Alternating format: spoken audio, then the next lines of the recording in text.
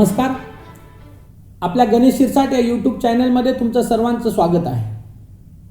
आपण गेले काही दिवस स्पर्धा परीक्षेमध्ये लॉ रिलेटेड ज्या कॉम्पिटिटिव्ह एक्झाम आहेत त्यामध्ये जे विद्यार्थी जे कॅन्डिडेट सक्सेसफुल झालेत, जे रिकमेंडेड झालेत, त्यांच्या सक्सेस स्टोरीज, त्यांचे अनुभव, त्यांचे एक्सपिरियन्स आपण ऐकून घेत आहोत, जे आपल्याला आपल्या प्रिपरेशनमध्ये मदत करत असते.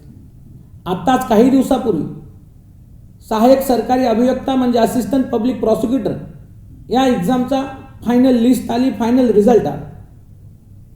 2016 नंतर 2022 मध्ये ती ॲड आली होती आणि 2023ला फायनल रिझल्ट आला.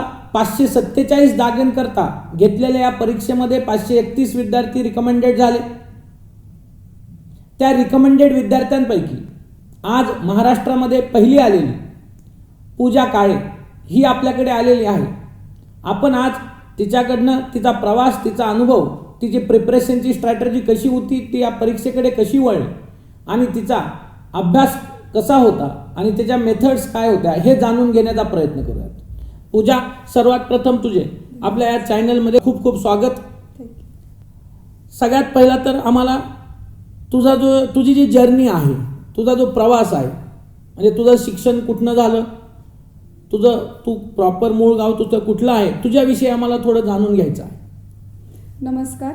प्रथमतः मी बी आवड लॉ क्लासचे आणि गणेश सरांचे आभार मानेल, कारण की हे यश सरांशिवाय किंवा क्लासशिवाय खरंच शक्य नव्हतं. त्यामुळे त्यांचे आधी आभार आणि मला बोलवलं त्याबद्दलही धन्यवाद. मी मूळतः आमचं गाव भिगवणच्या, नगर जिल्ह्यामध्ये भिगवणच्या इथे छोटंसं गाव आहे, ते आमचं मूळ गाव. पण आम्ही पुण्यामध्ये लोहगाव या ठिकाणी राहत होतो जन्मापासूनच.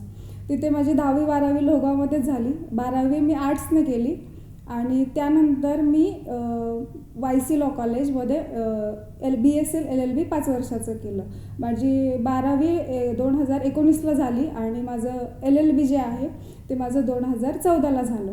त्यानंतर मी युनिव्हर्सिटीमध्ये 1 वर्षाचं LLM केलं, ते माझं 2015ला झालं. आणि त्यानंतर मग मी 2016पासून JMFCचं प्रिपरेशन करत होते. सांगायचं असं तर लॉकडे कशी वळाले सर, तर जेव्हा मी 10वीला होते तर माझे मोठे चुलते हे ॲडिशनल पब्लिक प्रॉसिक्युटर होते, पुणे या ठिकाणी ते कार्यरत होते. आणि मी 10वीला माझ्या पेपरच्या वेळेस त्यांना कोर्टामध्येच अटॅक आला आणि त्यांची तिथेच डेथ झाली.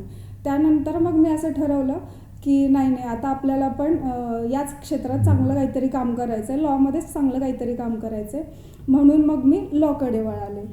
असं 2014 साली तुझं LLB कंप्लीट झालं. हो सर. 5 वर्षाचा कोर्स तू YC लॉ कॉलेजमधून कंप्लीट केला. हो.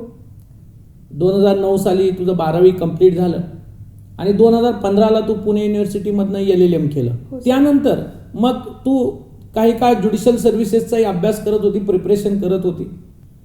ज्युडिशियल सर्व्हिसेस किंवा ज्युडिशरीकडे तू कशी वळालीस किंवा ज्युडिशरी करायचं हे तुझं केव्हा ठरलं? सर, लॉ करत असतानाच माझे सगळे सब्जेक्ट्स वगैरे क्लिअर असायचे किंवा माझा अभ्यासही व्यवस्थित होता. तर तिथे जे शिक्षक होते YC लॉ कॉलेजचे, तर त्यांनी मला बऱ्यापैकी मार्गदर्शन केलं होतं की जर तुझा अभ्यास चांगला असेल तर तू ज्युडिशरीमध्ये छान काम करू शकतेस असं. त्यामुळं मग मी तिथूनच अभ्यास म्हणजे विचार केला होता की मी ज्युडिशरीमध्येच काम करणार किंवा JMFCच मी पहिल्या ह्याच्यात पास करणार, असं मी त्यावेळेस विचार केला होता. तुझी ज्युडिशियल सर्व्हिसेसचं जे एक्झामिनेशनचं जे प्रिपरेशन होतं, ती तुझी जर्नी कशी होती? म्हणजे किती एक्झाम तू दिल्या, तुला जे अपयश आलं ते अपयश तू कसं टॅकल केलं, तुला काय वाटतं कोणत्या कारणास्तव अपयश आलं, हे थोडं आम्हाला जाणून घ्यायचं. हां, सांगते सर. 2016ला मी प्रिलियम्स पास झाले आणि मी मेन्सचा अभ्यास करत होते. मी क्लासलाच होते. तर मेन्सचा अभ्यास करताना आमची 9 ऑक्टोबरला मेन्स होती 2016ला. पण मी 29 सप्टेंबरला सर मला चिकनगुन्या आणि डेंग्यू डिटेक्ट झाला होता त्यावेळेस, म्हणजे एक्झामच्या अगदी 10 दिवस आधी. तर त्यावेळेस असं झालं होतं की मला लिहिताही येत नव्हतं अक्षरशः असं. तर मी 8 दिवस आधी, म्हणजे मी आधीचा अभ्यास माझा चांगला होता, म्हणजे रोज सकाळी लायब्ररीत जाणं, दिवसभर अभ्यास करणं, संध्याकाळी येऊन झोपणं. त्यावेळेस मी रूमवरती राहत होते, लग्न नव्हतं झालं त्यावेळेस. तर त्यावेळेस काय झालं, मग चिकनगुन्या झाला, त्यामुळे मला लिहिणं अगदीच अशक्य झालं होतं. तर 8 दिवस आधी मी सरांना मला वाटते 3-4 दिवस आधी मी सरांना फोन केला आणि सरांना म्हटलं की सर माझ्याच्याने नाही होणार, मी एक्झामला नाही जाणार. तर सरांनी त्यांच्या फटकळ शब्दामध्ये मला 2-4 गोष्टी सुनावल्या आणि फक्त सर म्हणाले म्हणून मी सलाईन लावून एक्झामला गेले होते त्यावेळेस. पण असं झालं की त्यावेळेस मेरिट लागले 105ला आणि मला 103 मार्क होते. तर त्यामुळं माझं त्यावेळेस मेन्सचं मेरिट राहिलं होतं. नाही तर प्रिपरेशन माझं सर व्यवस्थित होतं, कारण मला लिहिताच येत नव्हतं आणि 8 दिवस आधी काही लिहायची प्रॅक्टिसच झाली नाही हॉस्पिटलमध्ये असल्यामुळे. त्यामुळे तो अटेम्प्ट माझा तसाच गेला होता. आणि त्यानंतर मग मी परत 17चा अटेम्प्ट दिला. त्यामध्येही सर 102ला मेरिट लागलं होतं. मला 103 मार्क होते, पण माझ्या सिव्हिलच्या पेपरमध्ये मला कमी मार्क्स होते, त्यामुळे तिथे पण माझी मेन्स राहिली होती. आणि ही जी मागच्या वेळेस मग तिसरी प्री मेन्स आणि इंटरव्ह्यू तीनही परीक्षा मी व्यवस्थित पास झाले, पण फक्त मेरिटमध्ये मेन्सला मार्क्स कमी असल्यामुळे मी मेरिटमध्ये नाही आले. अदरवाईज सर मला त्यावेळेस इंटरव्ह्यूमध्ये पण चांगले मार्क्स होते. स्पर्धा परीक्षा ज्युडिशियल सर्व्हिसेस असो, असिस्टंट पब्लिक प्रॉसिक्युटर असो किंवा स्पर्धा परीक्षा कोणतीही असो, की फक्त लॉची नाही. मी अगोदर विद्यार्थ्यांना सांगितलं की स्पर्धा परीक्षेमध्ये यश मिळवण्याकरता 2 गोष्टी खूप महत्त्वाच्या असतात. एक फिजिकल फिटनेस आणि दुसरी मेंटल फिटनेस. तुम्ही फिजिकली जरी कोलॅप्स झालात तरी मेंटली कोलॅप्स होतात किंवा मेंटली कोलॅप्स झालात तर फिजिकली कोलॅप्स होतात. आणि मग आपण इतके सगळे एफर्ट्स घेतो, इतके सगळे कष्ट करतो आणि पेपरच्या अगोदर जर काही काळ आपण थोडे आजारी पडलो तर मग त्यावेळेस तो 1 वर्ष किंवा तो अटेम्प्ट आपला जाऊ शकतो किंवा मेरिटवर इम्पॅक्ट होऊ शकतो. पूजा 2016पासून आपल्या क्लासेसला आहे. 2017ला मला आजही आठवतं की ज्यावेळेस ती प्रिपरेशन करत होती की मी असं होतो की हिचं यावर्षी सिलेक्शन होणारच, इतका सुंदर तिचा अभ्यास होता. पण मेन्सच्या अगोदर काही दिवस तिला चिकनगुनिया झाला आणि त्यामध्ये तुम्ही पेनही जास्त व्यवस्थित उचलू शकत नाही. त्या आजारामुळे तरी तिने सलाईन लावून पेपर दिले, प्रयत्न केले, पण अल्टिमेटली मेरिटवर इम्पॅक्ट झाला आणि तिचं ते राहिलं. त्यामुळे नेहमी प्रिपरेशन करत असताना ही काळजी घ्यायची की आपण प्रिपरेशन करत आहोत आणि एक्झाम जवळ आली तर कोणत्याही प्रकारे थोडं आपण आजारी पडणार नाहीत किंवा आपल्याकडनं हेल्थकडे थोडं आपलं इग्नरन्स राहणार नाही किंवा निष्काळजीपणा होणार नाही, ही काळजी सगळ्यांनी घेतली पाहिजे. अपयश हे माणसाला काही ना काही शिकवत जातं. पूजाने 2016ला JMFCची एक्झाम दिली, त्यामध्ये अपयश आलं. 2017ला तिला पर्टिक्युलर मेन्समध्ये अपयश आलं. त्यानंतर 2019च्या इंटरव्ह्यूमध्ये पण ती पास आहे, पण फायनल रिकमेंडेड लिस्टमध्ये तिचं नाव नव्हतं. बऱ्याच वेळा विद्यार्थी एखाद्या दुसऱ्या अपयशाने खचतात की एकदा अपयश आलं किंवा 2दा अपयश आलं किंवा 3दा अपयश आलं तर खचतात की वाटतं की हे नको. पण अपयशाने न खचता पुढं चालत राहणं हे स्पर्धा परीक्षेमध्ये विद्यार्थ्यांकरता सगळ्यात जास्त महत्त्वाचं. आणि पूजा त्या अपयशाने खचली नाही आणि असिस्टंट पब्लिक प्रॉसिक्युटरच्या एक्झाममध्ये तिने प्रयत्न केला आणि नुसता प्रयत्न नाही केला तर 531 विद्यार्थ्यांमध्ये ती महाराष्ट्रामध्ये पहिली आहे. तर पूजा, तू ह्या असिस्टंट पब्लिक प्रॉसिक्युटरच्या एक्झामकडे कशी वळालीस आणि त्याचा तुझा अनुभव काय आहे, तुझं त्याचं प्रिपरेशन कसं होतं, याविषयी थोडी माहिती सांग. हो सर, मी 3 टप्प्यामध्ये सांगते, प्रिलियम्स, मेन्स आणि इंटरव्ह्यू. खरं तर या असिस्टंट पब्लिक प्रॉसिक्युटरला प्रिलियम्सची एक्झाम नाही आहे, पण मी प्रिलियम्स JMFCच्या दृष्टीने कसं करायला पाहिजे ते सांगते, मग मेन्स आणि मग इंटरव्ह्यूचं प्रिपरेशन सांगते. प्रिलियमसाठी जेव्हा पण ॲड यायची त्याच्या आधीपासूनच आपले क्लास सुरू व्हायचे, तर मी त्याच्या आधीपासून म्हणजे प्रिलियम्सचा ॲड येण्याच्या आधीच मी माझं प्रिपरेशन सुरू करायचे. पहिलं तर असायचं सर, मी माझं शेड्यूल बनवायचे आणि मी सरांकडनं चेक करून घ्यायचे की मला ह्या सब्जेक्टचा अभ्यास माझा ह्या दिवसात कंप्लीट झाला पाहिजे. म्हणजे जर 3 महिने असतील तर माझं अगदी शेवटच्या पेपरच्या आदल्या दिवशीपर्यंतचं माझं शेड्यूल फिक्स असायचं. अगदी माझ्याच्याने ते अगदी 100% नाही पाळणं झालं, पण ते 80% जरी पाळणं झालं तरी आपला छान अभ्यास कव्हर होतो. तर मी माझं अगदी शेड्यूल बनवायचे. प्रिलियम्सचा मी अभ्यास सरांच्या क्लासच्या वह्या आणि बेअर ॲक्ट असं मिळून मी माझ्या स्वतःच्या ओन नोट्स बनवल्या होत्या. सो माझ्या ओन नोट्सवरतीच माझा खूप विश्वास असायचा. म्हणजे प्रत्येक एक्झाम आहे ना, मी सगळ्यांना सांगते की तुम्ही तुमच्या ओन नोट्स बनवा. तुम्ही कुणाच्याही नोट्स घ्या, कितीही करा, पण तुम्ही जोपर्यंत स्वतः बनवत नाही तोपर्यंत तुम्ही त्यातनं जात नाही, तोपर्यंत तुमचा व्यवस्थित अभ्यास होत नाही असं. तर मग प्रिलियम्सच्या नोट्स माझ्या बेअर ॲक्ट, म्हणजे बेअर ॲक्टमध्ये एखादा शब्द आहे आणि तो माझ्या वहीत नाही असं कधीही नाही झालं सर. माझं बेअर ॲक्ट आणि प्लस माझ्या ओन नोट्स आणि बुकमधले काही रेफरन्सेस, तर तसं करून मग माझ्या नोट्स प्रिलियम्सच्या आणि मेन्सच्या ह्या एकत्रच नोट्स तयार झाल्या होत्या प्रिलियम्सच्याच वेळेस. मग असं प्रिलियम्सचा अभ्यास केला. त्यानंतर क्वेश्चन्स पेपर, सर आपलं बुक त्यावेळेस नव्हतं, तर मी आधीचे जे क्वेश्चन पेपर होते त्याच्या प्रिंट काढून मग मी क्वेश्चन पेपर सोडवायचा प्रयत्न करायचे. तर तसा प्रिलियम्सचा अभ्यास केला. मेन्सचा माझ्या नोट्स अगदी व्यवस्थित प्रिपेअर्ड असायच्या सर.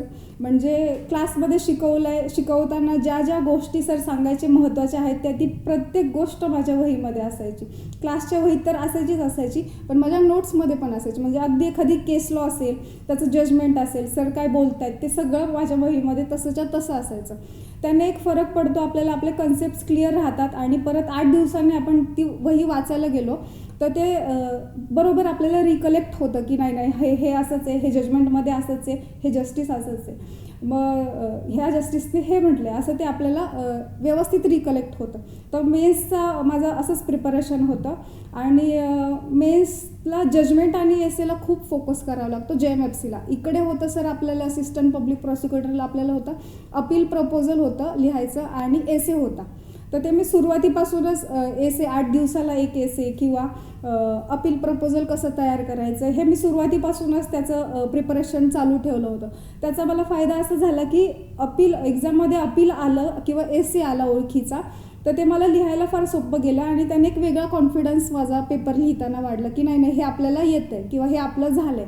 तर असा मेन्सचा अभ्यास केला. पेपर 11 सप्टेंबरला होता. तर त्यावेळेस मग सकाळी एक पेपर आणि दुपारी एक पेपर, तर म्हणजे तेही व्यवस्थित कवर झाले. पेपर कवर होणंही तितकंच महत्त्वाचं आहे. माझे दोन्ही पेपर एकदम व्यवस्थित कवर झाले कारण की अभ्यास व्यवस्थित होता आणि आपल्याला लिहायला रिकलेक्ट व्हायला पटपट प्रयत्न माझे झाले असं. तर त्यामुळे नोट्सवरती माझा जास्त फोकस होता. आणि माझ्याकडे सर माझी आहे ना पिक्टोरियल मेमरी आहे. म्हणजे मी वहीमध्ये जसंच्या तसं लिहिलेलं ना ते मला पेपरमध्ये आठवतं. त्यामुळं मग ते नोट्स खूप महत्त्वाच्या असतात तुमच्या स्वतःच्या प्रिपेअर्ड केलेल्या. एक महत्त्वाचा मुद्दा इथे पूजाने सांगितला किंवा हायलाईट केला तो म्हणजे स्पर्धा परीक्षेचं प्रिपरेशन करत असताना छोट्या का होईना स्वतःच्या नोट्स असाव्यात. म्हणजे प्रिपरेशन करत असताना तुम्ही रिकमेंडेड कॅन्डिडेट्स असतील, सिनियर असतील यांच्या नोट्स तुम्ही एक रेफरन्स म्हणून वापरू शकता. पण कोणत्याही नोट्सवर 100% रिलाय होण्याच्या अगोदर तुम्ही स्वतःच्या नोट्स काढा. कारण आपण पर्टिक्युलरली जे बनवलं आहे ते आपल्या लक्षातही व्यवस्थित राहतं आणि ते आपण व्यवस्थित लिहूही शकतो. त्यामुळे नेहमीच परीक्षा APP असो JMFC असो की विद्यार्थ्यांनी ज्यावेळेस रिटन असेल किंवा प्रिलिम्स असेल किंवा मेन्स असेल तर किंवा इंटरव्ह्यू असेल कोणती स्टेज तर छोट्या का होईना पण स्वतःच्या नोट्स असल्या पाहिजेत. स्वतःच्या आपण नोट्स जितक्या जास्त प्रिपेअर करू तितका तुम्हाला जास्त फायदा होईल. तो एक महत्त्वाचा मुद्दा तिने हायलाईट केला. आणि याचा स्वतःच्या नोट्स असल्याचा फायदा असा होतो की APPला 2 पेपर आहेत. असिस्टंट पब्लिक प्रॉसिक्युटरची एक्झाम ही डायरेक्ट रिक्रुटमेंट आहे त्यामुळे तिला प्रिलियम्स नसते, मेन्स तिला असते, रिटर्न एक्झामिनेशन असते आणि इंटरव्ह्यू असतो. मेन्स रिटर्न एक्झामिनेशन जी आहे ती 200 मार्क्सची 2 पेपर असतात. पेपर 1 आणि पेपर 2 दोन्ही क्रिमिनल पेपर्स आहेत. पेपर 1मध्ये 100 पैकी 71 मार्क्स तिला आहेत. पेपर 2मध्ये 100 पैकी 74 मार्क्स तिला आहेत आणि इंटरव्ह्यूला 50 पैकी 31 मार्क्स तिला आहेत. म्हणजे असे जवळपास 176 तिची अशी टोटल आहे आणि ती महाराष्ट्रात पहिली आहे. रिटर्नला इतके छान मार्क्स तिला पडले तर कुठेतरी तिने जे एफर्ट्स घेतलेत JMFC करत असताना तिच्या नोट्स काढल्या प्लस APPचं प्रिपरेशन करत असतानाही त्या तिने नोट्स काढल्या तिच्या, त्याच्यामुळे हा तिचा स्कोर आला आणि ती महाराष्ट्रात पहिली येऊ शकली. हा एक महत्त्वाचा मुद्दा आहे की प्रत्येकाने आपल्या छोट्या का होईना नोट्स स्वतःच्या प्रिपेअर केला पाहिजे. आता हे प्रिपरेशन करत असताना मेन्सचा रिझल्ट आला, त्यानंतर तुझा इंटरव्ह्यूचा अनुभव कसा होता ते तू थोडक्यात सांगशील. सर मी इंटरव्ह्यूचं प्रिपरेशन थोडं सांगते. मेन्स झाल्यावरती आम्ही सरांकडे आलो भेटायला की सर आता इंटरव्ह्यूचं कसं काय करायचं आहे.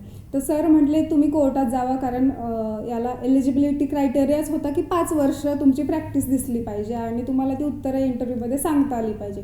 तर सरांनी सांगितलं होतं की 5 क्रिमिनल आणि 5 सिव्हिलचे केसेस तुम्ही कोर्टात जाऊन तुम्ही रोज रेग्युलर पाहिलंच पाहिजेत, ऑब्झर्व केल्याच पाहिजेत. म्हणजे तुम्हाला काहीही विचारलं की VPला किती रुपयाचं तिकीट असतं, इथपासून तुमचा अभ्यास तो कोर्टाचा झालाच पाहिजे. कारण की जर तुम्ही इलिजिबिलिटी क्रायटेरियामध्येच नाही बसला तर तुम्हाला इंटरव्ह्यूमध्ये ते घेणार नाहीत, अशी सरांनी आम्हाला सुरुवातीलाच भीती घातली होती. त्यामुळं मग आम्ही प्रिपरेशन म्हणजे हे लॉचे सब्जेक्ट जे आहेत ते म्हणजे सिव्हिलही सरांनी तितकंच व्यवस्थित करायला सांगितलं होतं आणि क्रिमिनलही. मग ते सब्जेक्ट करत करत आम्ही कोर्टामध्ये पण जायचो आणि रेग्युलर कोर्ट पण अटेंड करायचो. तसंच सरांनी त्यांच्या लेक्चरमध्ये सेमिनारमध्ये ज्या ज्या गोष्टी सांगितल्या त्या मी तशा केल्या. म्हणजे अगदी तुमच्या नावापासून तुमचे अटेम्प्ट, तुमचं घर, गाव या सगळ्या गोष्टींचं सरांनी आम्हाला प्रिपरेशन करायला सांगितलं होतं. इथपर्यंत की मी सर त्या हॉटेलमध्ये राहिले होते, मौर्य हॉटेल त्या हॉटेलचं नाव होतं, तर ते देखील मी केलं होतं की मौर्य, मग सम्राट मौर्य कोण होते, मग त्यांच्या आधीचे वंशज ते कुणाचे वंशज होते, हे सगळं केलं होतं. म्हणजे इथपर्यंत तुम्हाला प्रिपरेशन करावं लागतं इंटरव्ह्यूसाठी. तसंच हे तर 12 सब्जेक्ट होते JMFCचे. परत APPचे 15 वेगळे मायनर सब्जेक्ट होते. तर त्याचं पण मग सरांनी व्यवस्थित प्रिपरेशन करायला सांगितलं होतं. आणि जसं आम्हाला रिझल्ट लागला आमचा मेन्सचा की आम्ही इन आहोत, आता आम्हाला इंटरव्ह्यूला जायचं, तसे आम्ही एक 15-20 दिवसानंतर प्रिपरेशन झाल्यानंतर आम्ही रोज मॉक दिलेत.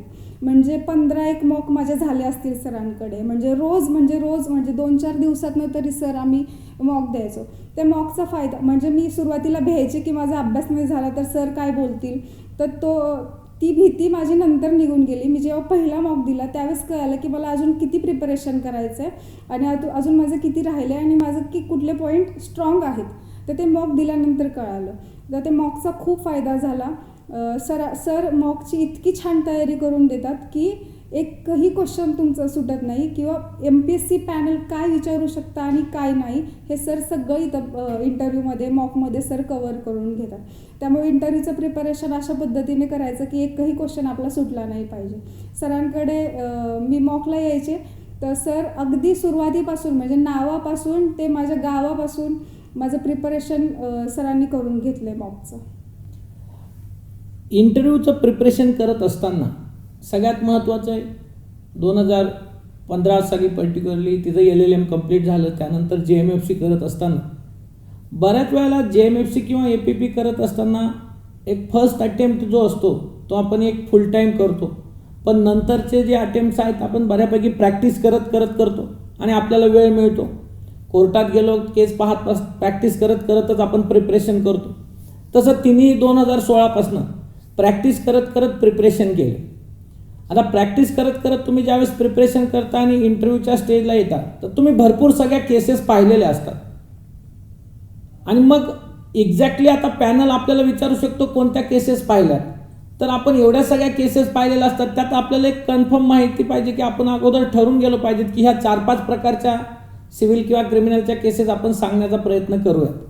तसं त्या सोडून बाकीच्या जरी पॅनलने विचारल्या तरी आपली तयारी असतेच, पण आपण स्टार्टिंगला काहीतरी त्यांना प्रश्न विचारला कोणत्या केसेस पाहिल्या तर पुन्हा एकदा त्या अगोदर कधीतरी 4-5 वर्षापूर्वी पाहिलेल्या असतात त्या सगळ्या आपल्याला थोडं रिवाईज करायला लागतात. कधी फॅक्ट्स आठवत नाहीत किंवा कधी त्याच्यामध्ये प्रेयर काय होते किंवा पर्टिक्युलर इश्यूज काय होते हेही पॅनल विचारतं बऱ्याच वेळेला. त्यामुळे त्या सगळ्या केसेस पुन्हा एकदा आपल्याला व्यवस्थित प्रिपरेशन करायला लागतात. आणि ह्या केल्यानंतर मग मॉक इंटरव्ह्यू एक महत्त्वाचा टप्पा येतो की मॉक इंटरव्ह्यू तुम्ही जितकी जास्त प्रॅक्टिस कराल तेवढं इंटरव्ह्यूचं एक बर्डन निघून जातं. इंटरव्ह्यू पॅनल इंटरव्ह्यू जे घेतात MPSC मेंबर्स 3 मेंबरचा ह्यावेळेस APPला पॅनल होता. अगदी खूप मोठी मंडळी असतात, प्रचंड दांडगा अनुभव असतो, प्रशासनाचा अनुभव असतो, ॲडमिनिस्ट्रेशनचा असतो. त्यानंतर पर्टिक्युलर MPSCचे जे मेंबर्स किंवा चेअरमन आहेत ते तर कंटिन्युअस कोणत्या ना कोणत्या परीक्षेचे इंटरव्ह्यू घेत असतात. विद्यार्थी पाहिला की त्यांना त्याच्या पर्सनॅलिटीविषयी लक्षात येऊन जातं किंवा काय विचारायचं याला किंवा काय विचारायचं नाही हे लक्षात येतं. आणि खूप छोट्या गोष्टी असतात. अगदी बोलता काही गोष्टी विचारतात ते इंटरव्ह्यूला तुम्ही इथे केव्हा आलात, काल आलात की आज आलात, कोणत्या हॉटेलमध्ये राहिलात आणि मग बऱ्याच वेळा आपण हॉटेलमध्ये राहिलो त्याचं नाव सांगतो आणि मग कधी त्या नावाचा काही इतिहास असेल तर तिकडनं तो इंटरव्ह्यू सुरू होतो. तसं आहे कारण हा विद्यार्थी किती प्रिपेअर्ड आहे किंवा किती अवेअरनेस त्याच्यामध्ये आहे किंवा इंटरव्ह्यूला जाणारा विद्यार्थी तितका प्रिपेअर्ड असलाच पाहिजे. त्या पद्धतीने अगदी तिने प्रिपरेशन केलं होतं. म्हणजे असं नाही आहे की आज उद्या इंटरव्ह्यू आहे, आज मी जाणार आहे, तिथं गेल्यानंतर एक कोणतं तरी हॉटेल पाहते, तिथे राहते. कारण त्या अगोदरच फिक्स पाहिजे की ह्या हॉटेलमध्ये राहणार आहे तर त्याचं नाव आहे, तर त्याचा काही इतिहास आहे का त्या नावाचा. तर हे सुद्धा आपल्याला इतक्या परफेक्ट स्ट्रॅटर्जीने आपल्याला जायला लागतं किंवा ते प्रिपरेशन करायला लागतं. मग इंटरव्ह्यूचा जो दिवस होता तो त्याच्याविषयी तू काही सांगशील का? हो सर, नक्कीच. इंटरव्ह्यूला तर बेलापूरला आमचे इंटरव्ह्यू झाले सर, नवीन ऑफिसमध्ये. तर इंटरव्ह्यूला सकाळी त्यांनी 8 वाजता आम्हाला आत घेतलं. 8-8:30च्या दरम्यान आत घेतलं. आम्ही प्रिपेअर होऊन सकाळी नाश्ता वगैरे करून आम्ही आतमध्ये गेलो. त्यानंतर त्यांनी खालच्या फ्लोअरलाच आमचे मोबाईल वगैरे सगळे त्यांनी जप्त करून घेतले आणि 9व्या मजल्यावरती आम्हाला बसवलं. असा खूप मोठा हॉल होता सर. तर मग मी मागच्या साईडला बसले होते आणि मग त्यांनी डॉक्युमेंट व्हेरिफिकेशन वगैरे सुरू केलं. तिथे गेलं तर थोडंसं मला बर्डनच होतं, कारण तिथे कॅमेरा वगैरे तुम्ही जसं सांगता तसं होतं. मग मी शांतच बसून वाचत होते. सगळी मुलं जी होती ती आपली वाचत होती, कोणी बडबड करत होतं. पण मी माझा स्वभाव, नेचरनुसार माझा स्वभाव आहे की मला थोडं बर्डन येतं कुठच्याही गोष्टीचं. तर मी माझी एका कोपऱ्यात वाचत होते. तर माझा इंटरव्ह्यू डॉक्युमेंट व्हेरिफिकेशन माझं 4:45ला झालं सर. 4:45ला तिथं 10-15 मिनटं डॉक्युमेंट व्हेरिफिकेशनमध्ये गेले आणि अगदी 5:05 वगैरे मला त्यांनी 11व्या मजल्यावरती नेलं इंटरव्ह्यूसाठी. तर इंटरव्ह्यूला गेले तर 3 लोकांचं पॅनल होतं, 3 मेंबर्सचं पॅनल होतं. तर मधल्या मेंबर्सने मला विचारलं की म्हणजे माझा सर प्रोफाईलचा फोटो आहे तो अगदी एवढाच आहे, म्हणजे ते क्रॉप होत नव्हतं, तर माझ्याकडनं होत नव्हतं, तर तसाच फोटो होता. तर त्या मेंबरने मला विचारलं की हे तुम्हीच आहात का, असं प्रोफाईल घेऊन असं विचारलं. तर मी त्यांना जे माझं जेन्युइन उत्तर होतं ते सांगितलं की सर जेव्हा मी प्रोफाईल भरली त्यावेळेस मला कम्प्युटरचं एवढं नॉलेज नव्हतं. तर त्यामुळे सर मी पेंटच्या ऑप्शनमध्ये गेले आणि प्रोफाईल फोटो क्रॉप केला, तो त्या पद्धतीने क्रॉप झाला आणि मी तसंच अपलोड केला. सॉरी सर, ते म्हटले बदलून घ्या. मी म्हटलं हो सर, बदलून घेते. असा पहिला प्रश्न विचारला. त्यानंतर त्यांनी मला विचारलं की तुमच्या 2 स्ट्रेंथ आणि 2 विकनेसेस सांगा. तर मग मी सांगितलं की माझी स्ट्रेंथ काय आणि विकनेस काय. तर विकनेसमध्ये मी सांगितलं होतं सर की माझी इंग्लिश फ्लुएन्सी कमी आहे, बोलण्याची फ्लुएन्सी कमी आहे. तर ते म्हटले मग तुम्ही काय करता त्यासाठी. तर मी म्हटलं बोलण्याचा प्रयत्न करते. तर दुसऱ्या पॅनल मेंबरने विचारलं मग तुम्हाला काय वाटतं, संस्कृत भाषा सोपी, मराठी सोपी का इंग्लिश सोपी. तर मी अगदी असं उत्तर दिलं सर की सर जसं की माझी मातृभाषा मराठी आहे तर मला मराठी सोपी वाटते, पण जर तिसऱ्या व्यक्तीला विचारलं तर त्याला असं वाटेल की इंग्लिश सोपी आहे किंवा मराठी अवघड आहे, इंग्लिश सोपी आहे असं. तर ते पॅनल मेंबर बोलले की हां ठीक आहे असं. तर दुसऱ्या मेंबरने मग मला प्रश्न विचारला की तुम्हाला लॉचा प्रश्न विचारला की मग तुम्हाला माहिती आहे का हो की कॅशिंग ऑफ FIR म्हणजे काय. आता ते माहिती होतं आपल्याला, जनरली सगळ्यांना माहिती असतं. तर मी सांगितलं की हो माहिती आहे, सेक्शन 482 CRPCच्या अंडर. तर मग मला म्हणे ते इनहेरंट पॉवर म्हणतात त्याला, का म्हणतात बरं. मग जसं तुम्ही क्लासमध्ये सांगता की संपूर्ण न्याय होण्याकरिता कोर्ट कुठच्याही प्रकारची ऑर्डर करू शकतं. मग मी हे असंच वाक्य मेंबरला सांगितलं. तर मेंबरनी अशी छोटी स्माईल दिली. तरी पण म्हणे इनहेरंट पॉवर हायकोर्टालाच काय आहे. तर मी परत तेच वाक्य इंग्लिशमध्ये सांगितलं की नाही का, to end of justice court can make any order. तरी पण ते म्हणे की नाही इनहेरंट म्हणजे काय. तर मग मला नंतर लक्षात आलं की high court is a court of record, therefore it has power, inherent power to make any order or to issue any order. मग त्या मॅडम बोलल्या की हां मला हेच आन्सर पाहिजे होतं. मग ते तिथं त्यांनी ॲप्रिशिएशन दाखवलं मला. तर मग ते झालं. त्यानंतर त्याच मॅडमनी मला इव्हिडन्सचा क्वेश्चन विचारला की कॉन्ट्राडिक्शन आणि ओमिशन म्हणजे काय. तर मी व्यवस्थित प्रिपेअर केलं होतं, 145, 157 वगैरे. तर त्यांना तसं सांगितलं. आणि हां, इंटरव्ह्यूमध्ये तुम्ही जो शब्द बोलाल त्या शब्दावरती तुमचा पुढचा प्रश्न असतो. म्हणजे जर मी कॉन्ट्राडिक्शनमध्ये तिथं विटनेसच्या ऐवजी सर मी पर्सन बोलले असते तर त्यांनी मला अजून कॉन्ट्राडिक्ट केलं असतं त्या क्वेश्चनला. तर तिथं विटनेस हाच शब्द आहे की जेव्हा विटनेस त्यांनी आधीचे दिलेले स्टेटमेंट आणि नंतर दिलेले स्टेटमेंट हे कॉन्ट्राडिक्ट करतो, त्याला कॉन्ट्राडिक्शन म्हणतात. असं मी सांगितलं. तर मॅडम ॲप्रिशिएट झालं, त्यांना ॲप्रिशिएशन झालं माझ्या आन्सरचं. मग तिसऱ्या मेंबरनी मला विचारलं की म्हणे काय तुम्हाला, म्हणजे तुम्ही तर मॅरिड आहात, तर मग तुम्ही कसं मॅनेज करणार, बदल्या असतात इथे सारख्या 3-3, 5-5 वर्षांनी. तर मी म्हटलं सर मी करेल मी असंच उत्तर दिलं की सर मी करेल, माझी तयारी आहे. तरी पण म्हणे नाही नाही, हे एवढं असं मॅरिड आहात, सगळं फॅमिली डिस्टर्ब होणार असं तसं. तर म्हटलं सर माझी तयारी आहे, आणि मी छोटीशी स्माईल दिली. तर तिथे थांबून गेले. अशा पद्धतीने माझा इंटरव्ह्यू झाला. नक्कीच.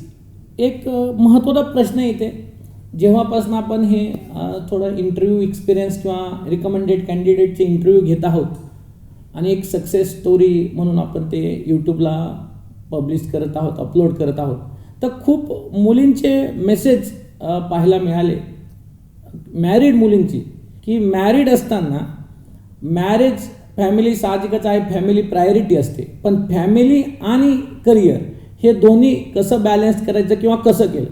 तर जेव्हापासून आपण हे इंटरव्ह्यू सुरू केलेले आहेत त्याच्यानंतर फ्रेशरच होते. आपण निकिताचा पर्टिक्युलर इंटरव्ह्यू पाहिला, फ्रेशरच आहे ती. तर पूजा तू मॅरिड आहेस, तर हा प्रश्न बऱ्याच विद्यार्थ्यांनी मला विचारला आहे. हे मला तुला विचारावंसं वाटतं की मॅरेज आणि हे करिअर हे दोन्ही कसं तू बॅलन्स केलं, हे जरा तू थोडं. नक्कीच सर. 2018ला माझं लग्न झालं आणि मिस्टरांना आधीपासून माहिती होतं की मी JMFCचं प्रिपरेशन करत होते. तेही याच फील्डमधले आहे, तेही ॲडव्होकसी करतात. तर त्यांना माहिती होतं प्रिपरेशन करत होते. तर त्यांचा 100% सपोर्ट होता सर. म्हणजे माझ्या या यशामध्ये जर जास्त कुणाचा वाटा असेल तर आपल्या क्लासचा, तुमचा आणि माझ्या सासरकडच्यांचा, माझ्या मिस्टरांचा. कारण की त्यांच्या सपोर्टशिवाय खरंच हे शक्य नव्हतं.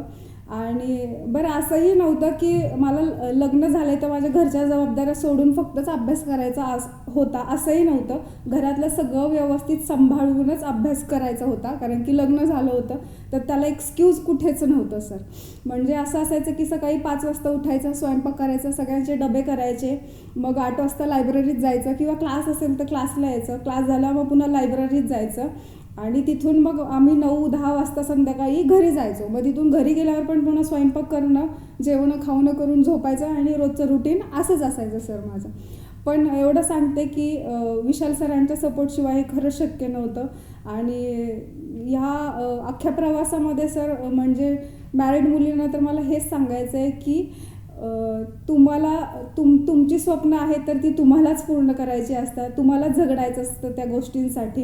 त्यामुळे एक पाऊल आधी तुम्हाला उचलावं लागेल, तरच तुमच्या घरचेही तुम्हाला सपोर्ट करतील. मला या प्रवासात माझं माहेरही तितकंच भक्कम आणि सासरही तितकंच सपोर्टिव्ह होतं, त्यामुळे हे शक्य झालं. अदरवाईज हे माझ्याच्याने खरंच शक्य नव्हतं. आणि 100% म्हणजे माझ्या मिस्टरांनी, म्हणजे सर मी कधी विचार केला ना, म्हणजे जेव्हा मी JMFC फेल झाले तर त्यावेळेस मी विचार केला होता की हे सगळं सोडून द्यायचं. पण माझे मिस्टर म्हटले बाई तू मला सोड, पण तू अभ्यास नको सोडूस. म्हणजे इथपर्यंत त्यांचा मला सपोर्ट होता. त्या व्यक्तीशिवाय हे खरंच सर शक्य नव्हतं. त्या व्यक्तीने माझ्या आयुष्याचं सोनं केलं आहे खरंच. नक्कीच. पूजाचे मिस्टर विशाल सर आमचे मित्र आहेत, आणि मला त्यांनी एक इन्सिडेंट सांगितला होता. ज्यावेळेस 2019ला तिचा रिझल्ट निगेटिव्ह आला, इंटरव्ह्यू फायनल रिकमेंडेड लिस्टमध्ये तिचं नाव नव्हतं, पास होती ती, पण ती असं थोडं डिप्रेस झाल्यासारखी झाली. आणि नाही मला हे काही करायचं नाही, मला काही हे सगळं सोडून द्यायचं आहे. 2016पासून मी हे करत आहे, आता 2019-20 साल उजडलं. तर मग त्यांनी तिला घेतलं, गाडीवर बसवलं, तिच्या माहेरी सोडून आले. म्हणे तू काही दिवस माहेरी राहा, तू इथे शांत राहशील, आणि तू थोडी शांत झाली का आपण परत प्रिपरेशनला सुरू करू. जो तिला एक सपोर्ट, मोरल सपोर्ट मिळाला. म्हणजे मॅरिड मुलींच्या करिअरमध्ये फॅमिलीचा रोल खूप जास्त मॅटर करतो. फॅमिलीच्या सपोर्टशिवाय मॅरिड मुलींचं जे करिअर आहे त्याच्यामध्ये मग अडथळे येत चालतात. पण फॅमिलीचा जर सपोर्ट असेल तर ते सोपं होत जातं. आणि अशातला भाग नाही आहे की मॅरिड मुली ज्यावेळेस प्रिपरेशन करतात तर सगळं घरदार सोडून देऊनच करायची गरज आहे. खूप सगळ्या विद्यार्थिनी आहेत, घराची सगळी जबाबदारी पार पाडूनही वेळ मिळतो, घराची सगळी जबाबदारी पार पाडून वेळ मिळतो, आणि त्या मिळालेल्या वेळेत तुम्ही किती चांगला आउटपुट घेता आणि प्रिपरेशन करता. तर तुम्हाला असं जर थोडं शेड्यूल बनवलं, टाईम मॅनेजमेंट बनवलं, तरी पण 100% होतं. बऱ्याच वेळा मॅरिड मुलींचं असं असतं की आम्हाला वेळ मिळत नाही, किंवा पर्टिक्युलरली घरच्या जास्त जबाबदाऱ्या आहेत. तर असं होत नाही. मग घरच्या जबाबदाऱ्या पार पाडूनही तुम्ही वेळ काढू शकता. ते तुमचं स्किल आहे, ते इंडिव्हिज्युअल तुमचं स्किल आहे, आणि 100% रिझल्ट नक्कीच येतो. आपल्याकडे पूजाचं उदाहरण आहे. नुसता रिझल्ट नाही आला तर घरच्या जबाबदाऱ्या पार पाडूनही ती महाराष्ट्रात पहिली आलेली आहे. त्यामुळे तुम्हालाही ज्या विद्यार्थ्यांनी बऱ्याच वेळा हा प्रश्न विचारतात, हा काही एक्सक्यूज होऊ शकत नाही की मॅरिड आहे किंवा घरच्या जबाबदाऱ्या थोड्या जास्त आहेत. तुमचं मॅनेजमेंट आणि तुमचे वैयक्तिक इंडिव्हिज्युअल स्किल जे आहे ते महत्त्वाचं आहे. जसं पूजाने आत्ता सांगितलं की तुम्ही एक पाऊल पुढे टाकलं पाहिजे. जर घरच्यांना असं दिसलं की नाही ही एकदम जेन्युअनली सिन्सिअरली करत आहे, एकदम चांगल्या प्रकारे अभ्यास करत आहे, एक पाऊल तुमचं दिसलं तर घरचेही सपोर्ट करतात. मग तुम्ही घरच्यांना ते एक पाऊल जर दिसलं नाही तर मग कधी कधी थोडेफार इश्यू क्रिएट होऊ शकतात. त्या पद्धतीने तुम्ही थोडं लक्ष दिलं पाहिजे प्रिपरेशनवर. अतिशय महत्त्वाचा पर्टिक्युलरली हा मुद्दा आहे. असिस्टंट पब्लिक प्रॉसिक्युटर ही जी परीक्षा आहे अतिशय सुंदर पोस्ट ती आहे, क्लास 1 पोस्ट आहे. आणि असिस्टंट पब्लिक प्रॉसिक्युटर या परीक्षेमध्ये तुम्ही रिकमेंडेड झाला तर आणखी एक फायदा असा आहे की तुम्ही वयाचे 35 वर्ष पूर्ण केल्यानंतर तुमची जर 7 वर्ष प्रॅक्टिस कंप्लीट होत असेल तर तुम्ही ती डिस्ट्रिक्ट जजच्या एक्झामिनेशनला पण ॲपियर होऊ शकता. तुम्ही ते डिस्ट्रिक्ट जजच्या एक्झामिनेशनला पण इलिजिबल आहात. जसं तुम्ही जर JMFC सिलेक्ट झालात तर मग जी डिस्ट्रिक्ट जजची जी रिक्रुटमेंट आहे तर ते तुमच्या सिलेक्शन असताना तुम्ही मग ती देऊ शकत नाहीत, कारण तुम्हाला पर्टिक्युलर तो प्रॅक्टिसमध्ये गॅप दिसतो तुमचा. ती एक केस सुप्रीम कोर्टात ऑलरेडी पेंडिंग आहे लार्जर बेंचकडे की जे ज्युडिशियल ऑफिसर आहेत त्यांना ते जे डायरेक्ट रिक्रुटमेंटची जी कोटा आहे डिस्ट्रिक्ट जजचा त्या परीक्षेकरता इलिजिबल करायचं की नाही. तो कोटा फक्त बार करता आहे की ज्युडिशियल ऑफिसर जे आहेत त्यांच्याकरता पण आहे, यावरनं सुप्रीम कोर्टात तो इश्यू पेंडिंग आहे. पण तो इश्यू असिस्टंट पब्लिक प्रॉसिक्युटरला येत नाही, ते इलिजिबल होतात. तर तुम्ही तोही विचार करू शकता. पूजा, तुझी ही जर्नी अतिशय प्रेरणादायी होती आणि खूप सुंदर करिअर असिस्टंट पब्लिक प्रॉसिक्युटर म्हणून आहे आणि अगदी रँक फर्स्ट तू याच्यामध्ये आलेले आहे. यावर्षी ज्या 531 जागा होत्या, 547 जागा होत्या, त्यातले 531 विद्यार्थी सिलेक्ट झालेले आहेत. आणि बी अवॉर्ड लॉ क्लासेस आणि गणेश शिरसाट अकॅडमी आपले जवळपास 400पेक्षा जास्त विद्यार्थी त्या रिकमेंडेड लिस्टमध्ये आहेत 531 मध्ये. पहिली आलेली पूजा असेल, सेकंड असतील रँक आलेले, हे आपल्या क्लासचे विद्यार्थी आहेत. सगळ्यांना बोलून आपण त्यांचे एक्सपिरियन्स आपण इथे ऐकणारच आहोत. पण तुझं ह्या यशाकरता खूप खूप अभिनंदन. तू तुझे एक्सपिरियन्स शेअर केले, त्यामुळे विद्यार्थ्यांच्या वतीने तुझे खूप खूप आभार. आणि असंच त्या करिअरमध्ये एक एक पर्टिक्युलरली करिअर पुढे जात राहा. तू डिस्ट्रिक्ट जज व्हावी अशी तुझे आमच्या सर्वांतर्फे तुला शुभेच्छा. धन्यवाद. थँक्यू.